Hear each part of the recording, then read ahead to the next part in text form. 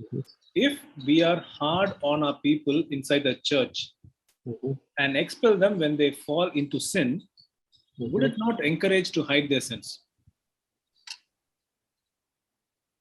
Actually, if you look at some of the founding principles of the early church on which the early church was built, even the church at Jerusalem, the church at the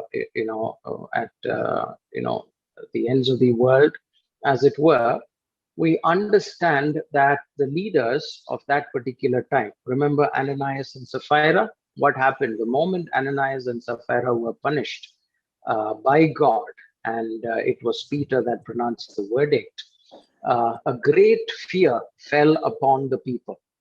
Now, this was not a fear that encouraged the people to hide the mistakes that we're doing. This was a fear of God that fell upon people, that discouraged people from not just hiding what they were doing, but actually going the distance and not even dabbling in things such as this. So I think it was later on when we became kind of very gracious and accepting and accommodating that people continue to become morally lax and loose. Now, I'm not in a military style recommending, in the modern church next Sunday to, call out a list of people from the pulpit and send them out of the church.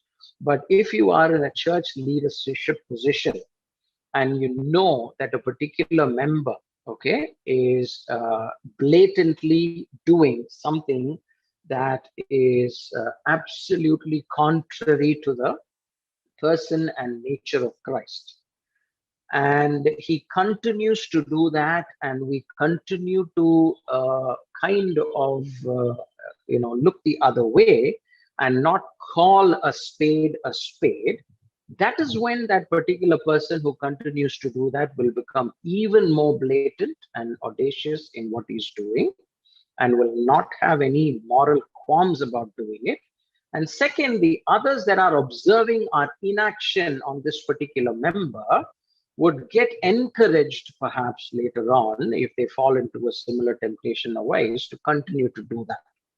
So it is contrary to what the question suggests. It is not the correction that's going to make everybody afraid and hide, then anyway, we are experts at hiding things that we need to hide. It is not somebody's correction or rebuke, or collective church discipline that is going to make somebody hide and continue to wallow in sin and, become more sinful. It is actually our accommodation of sinfulness, openly, and not publicly calling it out collectively, that is going to empower that person and also tempt the other people to perhaps, if they also are in that space, to continue to do things like this.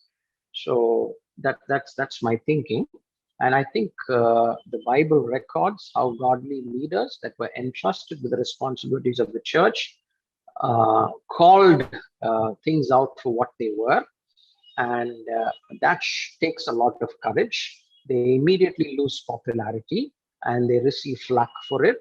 But nevertheless, we are not here, in a popularity contest, as it were.